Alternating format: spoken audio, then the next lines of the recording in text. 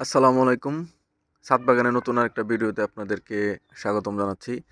ছাদে যারা এরকম হাফ ড্রামে বা টবে টমেটোর চারা লাগাইছেন, টমেটোর চারা বড় হয়েছে, তো তাদের কাছে একটা প্রশ্ন, এই টমেটোর চারাগুলোকে একটা এই এরকম বড় হওয়ার পরে একটা ঠেস বা একটা লাঠি বা একটা সাপোর্টের দরকার আছে কিনা?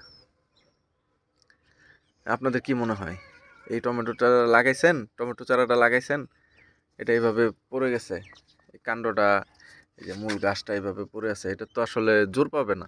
সে সে ফুল ফল দিবে, কিন্তু সেই শক্তিটা সে পাবে না। এই যে টমেটোর চারাটা, এটা যদি এরকম শক্ত থাকে, এরকম সোজা থাকে, তাহলে কিন্তু তার একটা স্ট্রেংথ পায় সে।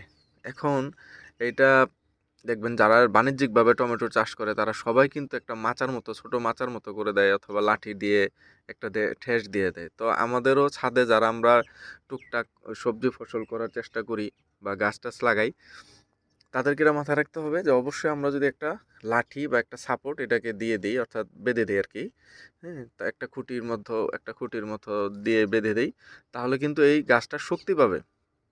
আর গাছটা কিন্তু ভরপুর ফুল ফল দিবে, এবং ফল আসার সময় কিন্তু এই গাছ কিন্তু একদম নুয়ে পড়বে আর কি, ভেকে মানে একদম বাঁকা হয়ে যাবে আর কি। তো এটা অবশ্যই আপনাদের মাথায় রাখতে হবে, এই ভুলটা করা যাবে না। যেমন এখানে আমারটা কোনো খুঁটি নাই, আমি আজকে এটা খুঁটি দিয়ে দেবো সুন্দর করে, যাতে এটা সাপোর্টটা পায়।